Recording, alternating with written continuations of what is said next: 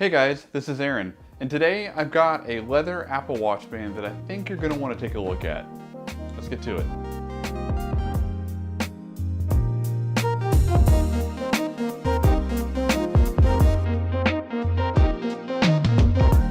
So real quick before we get started, I wanted to give a thanks to Benuo for sending me this watch band for review. This video isn't sponsored, they're not paying me, but they did send me the band for free to review. So let's go ahead and get into it. This band comes in 3 different color variants. It comes in brown, dark brown, and black. They've got them available for both the 38mm and the 42mm versions of the Apple Watch. And then they're also compatible with series 1, 2, and 3 of the Apple Watch. So in my family, my wife is the Apple user. She's the one with the iPhone, with the iPad, the MacBook. I'm missing something, there's another, oh, and the Apple Watch. So I went ahead and got the brown watch band for her because I thought out of all the different color variants, the normal brown looked good with the pink. So the Amazon product page mentions that the 38mm watch band will fit wrists from 130 up to 210 millimeters, while the 42mm version of the watch band will fit 140 up to 220 millimeter wrists. If you've got the 38mm version of the watch, you probably have smaller wrists, so it's not going to be a big deal.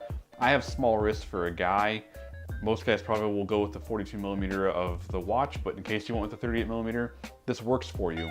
There's quite a bit of wiggle room to be able to go smaller, but then there's also still about half the band where you can actually go bigger. So, you know, really there shouldn't be too many concerns when it comes to the band working or not working for you. It just depends on what model of watch you went with.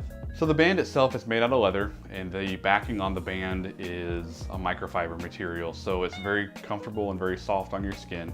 The leather itself is thick in comparison to like the band that's on my Zen Watch 3. To me, the thicker the band is a higher quality band.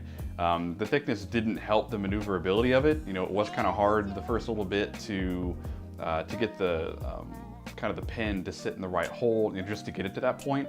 But I think that's kind of true for any leather watch band because the leather has to get broken in. The buckle on the watch band and the pin itself are made out of stainless steel, and then I believe actually the pins themselves that actually connect it to the Apple Watch are also stainless steel. So there's a lot of free movement on this band. There's a pin and it'll move quite a bit on that, and that's not a bad thing. I never had to find myself adjusting the watch to make sure it was in a comfortable position. Since it had so much free motion into it, it always kind of landed in that most comfortable position.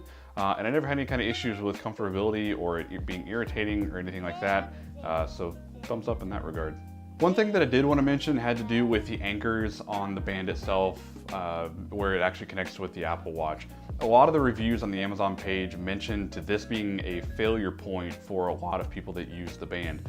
From all the research that I did on the product listing and the questions that they answered for customers, that has since been upgraded and shouldn't be a concern. And that, I'm recording this video on October 17th of 2017, so I can't say how long that's been in effect, but there are several weak reviews on this, and it had to do with that anchor.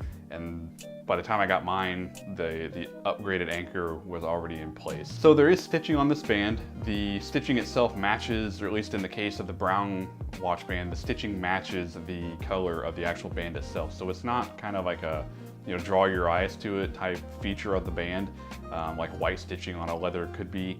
But it does add a nice little, look to the watch band, even though it may be more for function than it is necessarily for looks. So one thing that I did want to mention is that I had no issues with the second retention loop on the watch band moving. So on, typically with a watch band, there's the first loop that's actually stitched to the band itself that doesn't move. The second one kind of, moves based where you need it, based off of how much of a pigtail you have on the watch band. I have smaller wrists, and usually there's a pretty big chunk that second loop has to keep down, and that never moved. So between mine and my wife's experience with this watch band, we have nothing bad to say about it. For $17.99 for a watch band that's made out of high quality leather, that looks great for casual wears, but also dresses up an outfit as well, you really can't go wrong. So with that being said, I would definitely suggest this to anyone that's looking for a casual watch band or one that they even want to dress up their Apple Watch with. If this video was helpful to you at all, please hit that like button. If you have any questions, comments, concerns, anything like that, leave them down below. I'd love to help you out any way that I can.